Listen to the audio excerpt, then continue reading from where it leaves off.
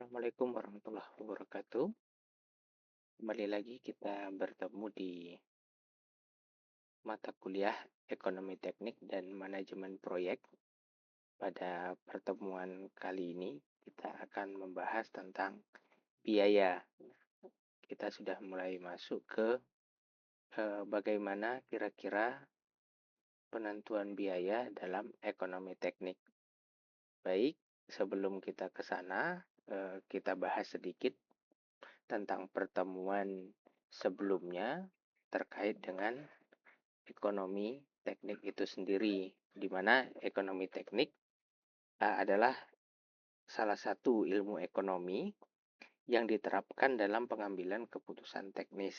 Jadi memang dalam kegiatan-kegiatan kita di dunia teknik lingkungan, di jurusan kita tidak bisa melepaskan diri dari yang namanya ekonomi, teman-teman, karena setiap kegiatan yang berhubungan dengan pembangunan infrastruktur ataupun jasa konsultansi, jasa penyusunan dokumen, perencanaan, dan lain sebagainya, ya semuanya harus dihitung dari sisi biayanya juga. Nah, jadi eh, seperti yang kita ketahui bersama, ada beberapa tahapan sebetulnya yang eh, bisa dilakukan dalam ekonomi teknik, terutama untuk pengambilan keputusan. Nah, ini juga saya ingatkan kembali bahwa adanya ekonomi teknik ini akan mempermudah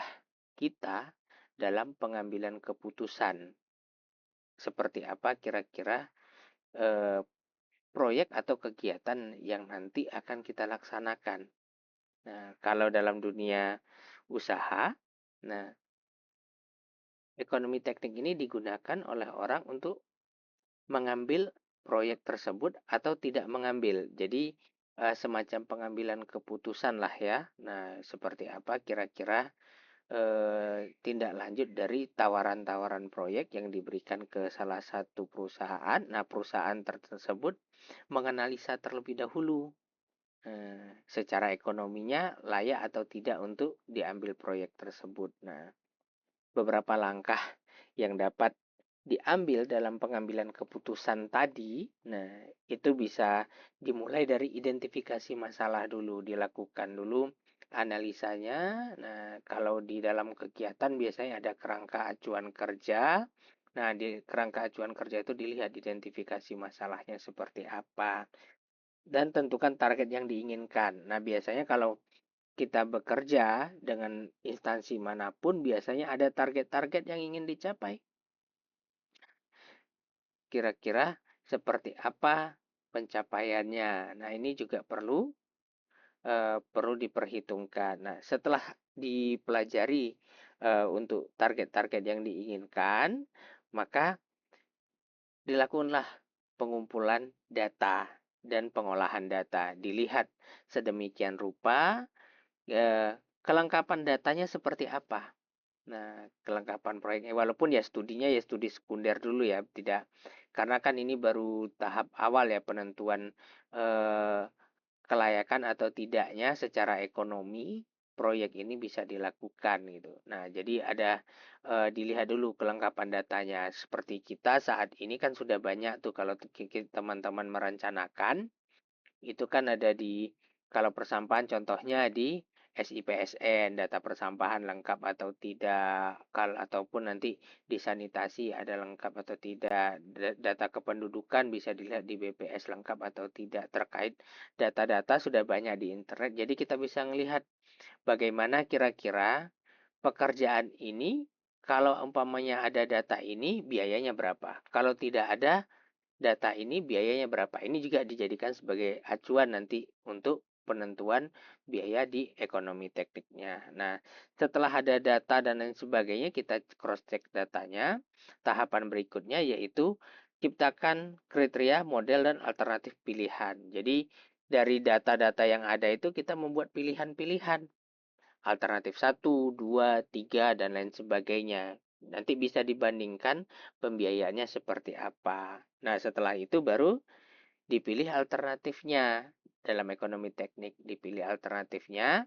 Nah, kalau sudah keluar angka-angka dalam ekonomi, sekian biayanya kira-kira. Nah, kalau kita bekerja secara profesional di konsultan dan ataupun lain sebagainya, nanti di kerangka acuan kerja yang saya sebutkan tadi, itu sudah ada nih biaya yang diajukan sekian ratus juta umpamanya 100 juta yang diajukan. Nah, teman-teman dari analisa teknik itu dari alternatif-alternatif yang ada, umpamanya ada yang 125, ada 90, ada 85 juta, umpamanya 3 alternatif itu.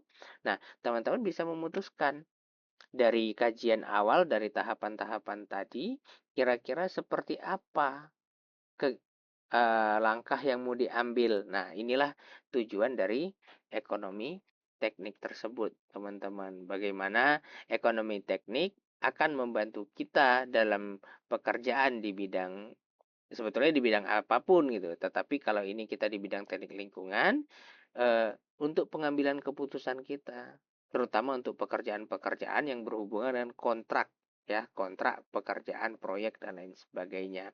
Sehingga dengan adanya ekonomi teknik, kita punya alternatif untuk pengambilan keputusannya. Walaupun nanti memang di ujungnya mau diambil atau tidak. Nah, tetapi kita bisa bisa memutuskan alternatif mana yang bisa kita gunakan kalau kita mau mengambil, atau kalau tidak mengambil ya kenapa tidak bisa mengambil, itu ada analisa ekonominya gitu.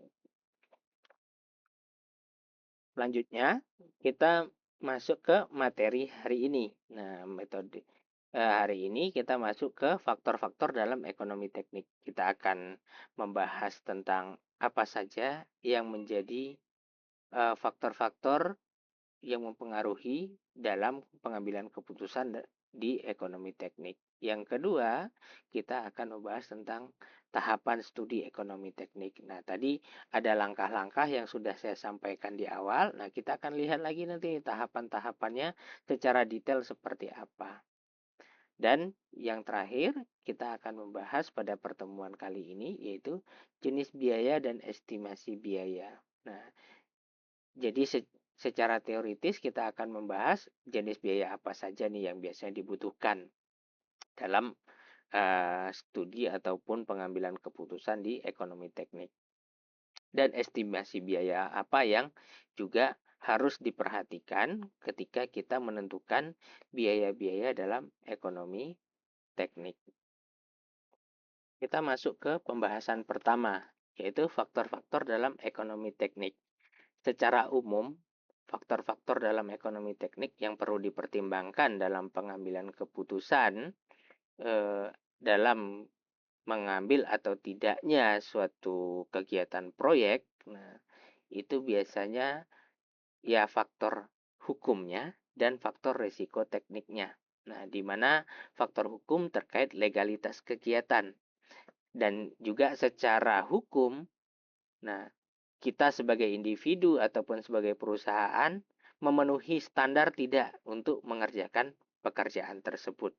Karena biasanya secara hukum itu ada tuh syarat-syarat suatu individu ataupun perusahaan, ya perorangan ataupun perusahaan harus memenuhi syarat-syarat tertentu untuk bisa memegang ataupun mengajukan suatu proyek atau mengikuti tender suatu proyek. Itu secara hukum legalnya seperti apa.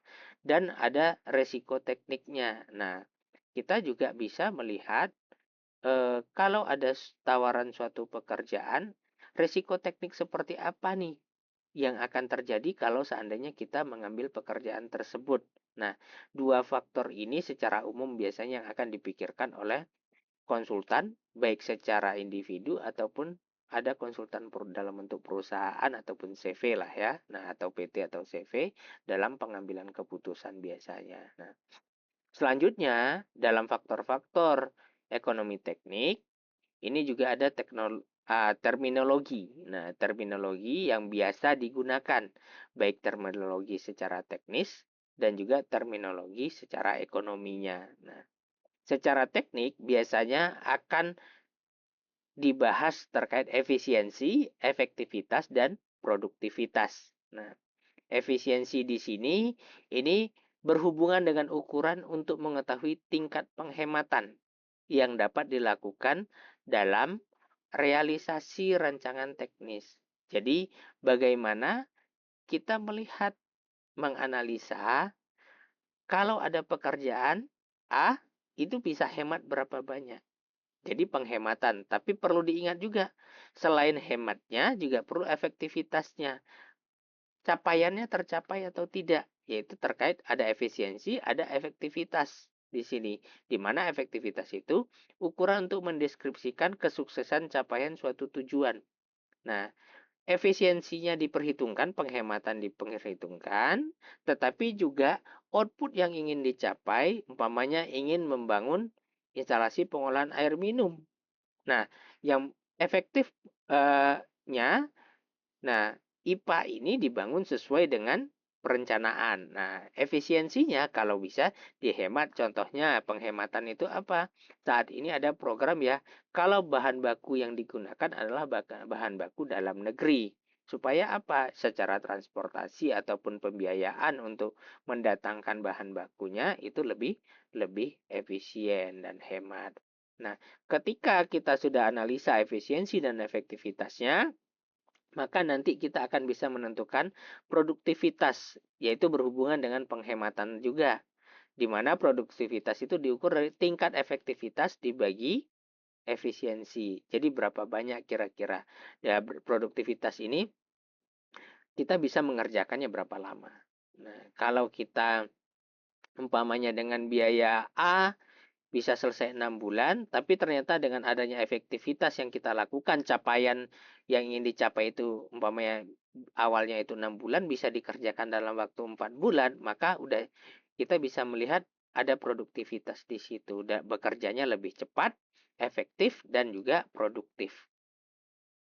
Selanjutnya, terminologi secara ekonomi. Nah, setelah ada kajian secara teknis, tadi ada melihat efisiensi, efektivitas, dan produktivitas dalam bekerja, pelaksanaan kegiatan proyeknya, kita perlu melihat juga nilai uang terhadap waktunya. Secara ekonomi, bagaimana hubungan dengan investasi awal dan estimasi pendapatan di tahun-tahun ke depan. Jadi perlu dikaji juga, karena kegiatan proyek biasanya kita entah individu ataupun perusahaan itu pasti investasi di awal dulu teman-teman. Ada tenaga ahli, ada tim leader namanya dalam kegiatan proyek. Nah, kita harus membiayai mereka dulu. Kalau kita ke lapangan, ya setidaknya ada biaya transportasi dan akomodasi. Nah, ini biaya investasinya berapa dihitung juga. Nah, ketika sudah berjalan proyeknya, entah itu dalam jangka waktu 1 tahun, 2 tahun, atau 3 tahun, kita bisa melihat bagaimana pendapatan kita ke depan dengan investasi awal ini. Ada peningkatan atau tidak. Ini juga dijadikan sebagai acuan dalam ekonomi teknik. Setelah itu juga dikaji pendapatan dan beban. Pendapatan merupakan arus masuk bruto ya. Berapa kalau berinvestasi tadi sekian, saya mendapatkan per bulannya berapa umpamanya ya. Nah, baik perusahaan atau individu, dan bebannya seperti apa. Nah, jadi kita melihat arus kasnya balance atau tidak. Nah, uang yang masuk dengan uang yang keluar itu seimbang atau tidak. Nah, kalau seimbang itu sudah bisa dibilang layak, tetapi akan lebih baik arus kasnya itu yang masuk banyak, yang keluar sedikit. Nah, terus juga apalagi yang dilihat faktornya, inflasi berkaitan dengan kenaikan harga atau produk atau jasa. Ini juga perlu diperhitungkan. Terus juga yang terakhir itu rate of return, tingkat pengembalian investasi. Berapa banyak bisa kembali dan berapa lama investasi kita di awal tadi bisa kembali ke kita lagi. Nah, jangan-jangan pekerjaannya ini tidak mengembalikan biaya investasi. Nah, di sini juga ya bisa rugi kita kalau secara ekonomi teknik, sehingga perlu ada kajian secara teknis dulu dan ada kajiannya secara ekonomi, layak atau tidak. Nah, inilah faktor-faktor dalam ekonomi teknik yang perlu kita ketahui bersama.